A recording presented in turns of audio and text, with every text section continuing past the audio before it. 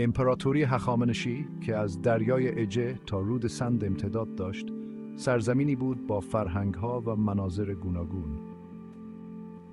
در میان شرقی ترین استان‌های آن بلوچستان قرار داشت، منطقه‌ای با کوه‌های ناهموار، دشت‌های خشک و خط ساحلی استراتژیک. این سرزمین که برای پارسیان با نام ماکا شناخته می‌شد، اهمیت بسیاری در امپراتوری داشت. ماکا حلقه حیاتی در شبکه ارتباطی و تجاری بود که قلمرو هخامنشی را به هم پیوند می‌داد.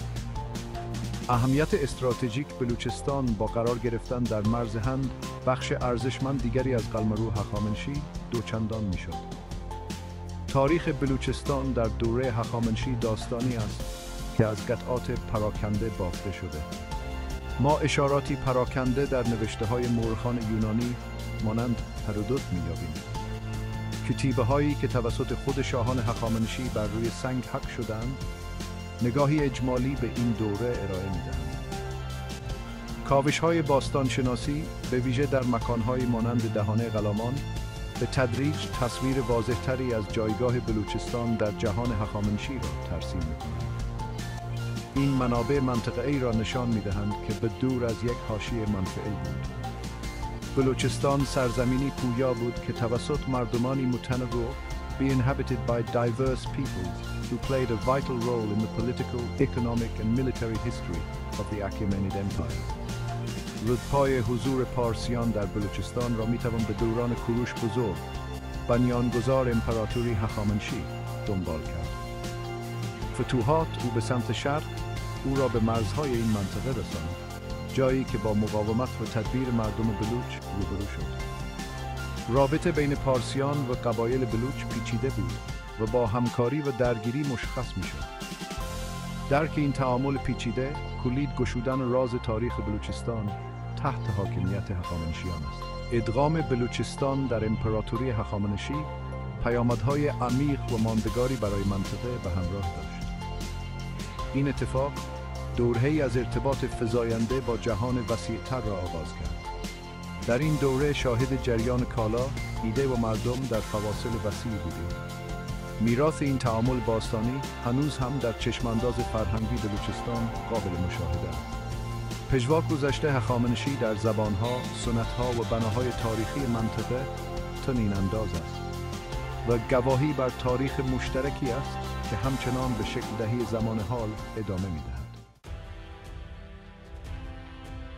هرودوت، مورخ یونانی که اغلب به عنوان پدر تاریخ از او یاد می شود، بینش‌های ارزشمندی را در مورد ترکیب قومی بلوچستان در دوران هخامنشی ارائه می دهد. او در اثر مانیومنتال خود، تاریخ هرودوت، به چندین قبیله ساکن در منطقه‌ای که آن را ماکا می نامد اشاره می کند. این گروه‌ها در حالی که با نزدیکی جغرافیایی و طبیعت مشترک از حکومت پارسیان متحد شده بودند، دارای آداب رسوم و هویت‌های متمایزی بودند. توصیفات هرودوت دریچه‌ای رو به تنوع فرهنگی می‌گشاید که مشخصه این مرز شرقی امپراتوری هخامنشی بود. هرودوت از میکی‌ها نام می‌برد، قبیله‌ای که به گفته او در مناطق ساحلی ماکا زندگی می‌کردند. او خاطر نشان می‌کند که این مردم ماهیگیران و دریانوردان ماهری بودند. آشنایی آنها با آب‌های خائنانه سواحل مکران آنها را به دارایی‌های ارزشمندی برای نیروی دریایی هخامنشی تبدیل کرد. هرودوت پریکانی‌ها را در داخلتر از ساحل قرار می‌دهد، مردمی چوپان که به خاطر گله‌های گوسفند و بز خود شناخته می‌شدند. سبک زندگی عشایری و آشنایی آنها با زمین‌های ناهموار منطقه مطیع کردن آنها را دشوار می‌کرد. پادشاهان پارسی احتمالاً برای حفظ نظم در میان این چوپانان مستقل به سیستمی از اتحاد و باجگیری متکی بودند. گروه دیگری که هرودوت به آنها اشاره می‌کند اوپاریت‌ها هستند که به گفته او نامشان ممکن است به معنای فتح نشده باشد. این نامگذاری به استقلال و مقاومت سرسختانه آنها در برابر کنترل خارجی اشاره دارد. به گفته هرودوت، آپاریت‌ها در مناطق کوهستانی بلوچستان ساکن بودند و در توپوگرافی چالش برانگیز منطقه پناه می‌گرفتند. توانایی آنها در فرار از تسلط کامل گویای مقاومت آنها و محدودیت قدرت پارسیان در این گوشه دورافتاده امپراتوری است. مشاهدات قوم‌نگاری هرودوت هرچند مختصر، نقطه شروع ارزشمندی را برای درک جغرافیای انسانی بلوچستان هخامنشی فراهم می‌کنند. روایات او بر پیچیدگی قومی منطقه تأکید می‌کند. آنها موزاییکی از فرهنگ‌ها را آشکار می‌کنند که هر کدام سنت‌ها و اشکال معیشت خاص خود را دارند. این تنوع به جای اینکه منشأ ضعف باشد، احتمالاً به وایتال اکونومیک اهمیت استراتژیک منطقه در امپراتوری هخامنشی کمک کرده است. در حالی که منابع متنی نگاهی اجمالی به تاریخ بلوچستان هخامنشی ارائه می‌دهند، اکتشافات باستانشناسی شواهد ملموسی از حضور پارسیان در منطقه ارائه می‌دهند. یکی از این مکانها که بینش‌های قابل توجهی به همراه داشته، دهانه غلامان، مجموعه باستانشناسی وسیع است که در بلوچستان ایران امروزی واقع شده است. این مکان با معماری چشمگیر خشتی و گلی و آثار باستانی که حاوی نشانه‌هایی از هنر هخامنشی است، گواهی بر دسترسی و نفوذ امپراتوری است. محوطه دهانه غلامان تحت سلطه ساختاری مستحکم و عظیم، احتمالاً یک مرکز اداری یا شاید یک پادگان نظامی است. مقیاس ساخت و ساز با دیوارهای دفاعی ضخیم و دروازه‌های امپوزینگ نشان دهنده اهمیت این مکان در دوره هخامنشی است. باستان شناسان در داخل ارگ آثار متعددی را کشف کردند که زندگی روزمره ساکنان این مکان را روشن می‌کنند. این یافته‌ها شامل قطعات سفالی، ابزار فلزی و زیورالات شخصی است که ترکیبی از سنت‌های محلی و تأثیرات سایر نقاط امپراتوری هخامنشی را به نمایش می‌گذارد. نکته قابل توجه تعداد زیاد مهره‌های گلی است که در دهان غلامان کشف شده است. این پاکت‌های کوچک گلی مهر و موم شده برای ایمن‌سازی اسناد رسمی استفاده می‌شود. بسیاری از آنها دارای نشان‌هایی از مهرهای سلطنتی هستند که نشان دهنده اهمیت اداری این مکان در بوروکراسی هخامنشی است. این مهرها شواهد ملموسی از سیستم اداری پارسی در حال کار در این گوشه دورافتاده امپراتوری ارائه می‌دهند. آنها سطح پیچیده‌ای از سازماندهی و کنترلی را نشان می‌دهند که حتی به آستان‌های دوردست امپراتوری نیز تسریع یافته بود. کشف‌های دهانه غلامان نگاهی نادر و ارزشمند به فرهنگ مادی بلوچستان هخامنشی ارائه می‌دهد. آنها شواهد ملموسی از حضور پارسیان در منطقه ارائه می‌دهند. موقعیت استراتژیک این مکان همراه با مقیاس چشمگیر استحکامات آن بر اهمیت بلوچستان در امپراتوری هخامنشی تأکید می‌کند. دهانه غلامان گواهی بر اینترکنکتدنس جهان هخامنشی است. این مکان تأثیر گسترده فرهنگ، فناوری و مدیریت پارسی را آشکار می‌کند. بخش چهارم، لشکرکشی کوروش، فتوحات و لشکرکشی‌ها در بلوچستان. تاریخ بلوچستان در زمان هخامنشیان با فتوحات کوروش کبیر، بنیانگذار امپراتوری هخامنشی، گره خورده است.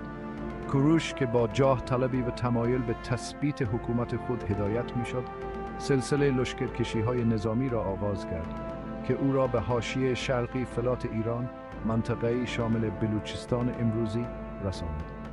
روایت‌های این لشکرکشی‌ها هرچند پراکنده و اغلب با افسانه آمیخته شدند، نگاهی اجمالی به چالش‌هایی که کوروش در مطیع کردن این منطقه از نظر استراتژیک مهم با آن روبرو بود ارائه می‌دهند. منابع باستانی از جمله نوشته‌های هرودوت و کتسیاس مورخ یونانی، لشکرکشی‌های شرقی کوروش را با جزئیات مختلف توصیف می‌کنند. این روایت‌ها در حالی که اغلب متناقض هستند، در این نکته اتفاق نظر دارند که کوروش با مقاومت شدیدی از سوی قبایل مختلف ساکن بلوچستان مواجه شد. زمین‌های ناهموار منطقه با رشته کوه‌های امپوزینگ و بیابان‌های مطروح، موانع دشواری را برای ارتش پارسی که به جنگ در دشت‌های باز بین النهرین عادت داشتند ایجاد کرد. با این حال، کوروش به خاطر تیزبینی نظامی و توانایی‌اش در تطبیق با محیط‌های مختلف مشهور بود. یکی از رویدادهایی که هرودوت نقل می‌کند برخورد کوروش با قبیله‌ای به نام ماساگت‌ها را شرح می‌دهد که در منطقه‌ای هم مرز با بلوچستان ساکن بودند. این جنگجویان سرسخت به رهبری ملک خود تومیریس به شدت در برابر پیشروی‌های پارسیان مقاومت کردند. نبرد متعاقبان برای هر دو طرف پرهزینه بود و در نهایت به پیروزی پارسیان، اما به قیمت از دست دادن خود کوروش ختم شد. در حالی که مکان دقیق این نبرد همچنان موضوع بحث در میان مورخان است، این رویداد چالش‌هایی را که کوروش در تحکیم کنترل خود بر حاشیه شرقی امپراتوریش با آن روبرو بود، برجسته می‌کند. کوروش علیرغم شکست‌هایی که در طول لشکرکشی‌های شرقیش متحمل شد، موافق شد حکومت هخامنشی را بر بخش اعظم بلوچستان گسترش دهد. موفقیت او نه تنها از قدرت نظامی بلکه از زیرکی سیاسی او نیز ناشی می‌شد. کوروش با درک دشواری اداره چنین منطقه وسیع و متنوعی تنها از طریق زور، سیاست آشتی و ادغام را در پیش گرفت. او به دنبال جذب نخبگان محلی بود و در ازای وفاداری آنها به آنها مناصبی در اداره امپراتوری پیشنهاد می‌کرد. بخش پنجم، داریوش و بیابان گودروزیا، داستان‌هایی از پیروزی و تراژدی. دوران سلطنت داریوش اول که به داریوش کبیر نیز معروف است، دوره حساسی در تاریخ امپراتوری هخامنشی بود. داریوش که به دنبال تحکیم و گسترش فتوحات پیشینیان خود بود، سلسله لشکرکشی‌های نظامی بلند پروازانه‌ای را آغاز کرد که او را به دورترین نقاط قلمرو خود، از جمله بیابان بیامان گودروزیا که شامل بخش‌هایی از بلوچستان امروزی میشد، رساند. در حالی که لشکرکشی‌های داریوش در این منطقه در نهایت موفقیت آمیز بود، اما همانطور که در منابع پارسی و یونانی آمده است، بدون سختی و تراژدی نبودند. یکی از هولناکترین رویدادهای دوران سلطنت داریوش، لشکرکشی او از طریق بیابان گودروزیا، بیابانی متروک بود که به خاطر گرمای سوزان، کمبود آب و طوفان‌های شن سهمگینش بدنام بود. این لشکرکشی ill-fated که پس از لشکرکشی موفقیت آمیز داریوش در هند انجام شد، تقریباً ارتش پارسی را نابود کرد. روایت‌های باستانی از جمله روایت‌های هرودوت و کتسیاس پزشک یونانی به طور واضح رنج‌هایی را که سربازان داریوش هنگام تلاش برای عبور از این زمین بیامان متحمل شدند توصیف می‌کنند. عضوق آنها را به اتمام بود، تشنگی آنها غیر قابل تحمل شد و بسیاری بر اثر خستگی یا بیماری جان باختند. طبق این روایت‌ها، خود داریوش به سختی از این مصیبت جان سالم به در برد. او و گروه کوچکی از همراهانش که از بدن اصلی ارتش خود جدا شده بودند، گم شده و ناامید در بیابان سرگردان شدند. طبق افسانه‌ها، بقای آنها به وفاداری شتری بستگی داشت که به طور معجزه‌آسا منبع آبی پیدا کرد و جان شاه و افرادش را از مرگ حتمی نجات داد. این داستان چه ریشه در واقعیت داشته باشد و چه با افسانه آمیخته شده باشد، واقعیت‌های تلخ لشکرکشی در این منطقه بی امان را برجسته می‌کند. داریوش علیرغم سختی‌هایی که در طول عبور از بیابان گودروزیا متحمل شد، مصمم‌تر از همیشه از این تجربه بیرون آمد تا کنترل خود را بر منطقه تحکیم بخشد. او به اهمیت استراتژیک بلوچستان با دسترسی آن به دریای عرب و موقعیت آن در امتداد مسیرهای تجاری متصل کننده پارس به هند پی برد. در زمان حکومت داریوش، زیرساخت‌های منطقه بهبود یافت. جاده‌ها ساخته شد، پادگان‌ها ایجاد شد و سیستم اداری برای اطمینان از جریان مالیات و باج به خزانه امپراتوری ساده سازی شد.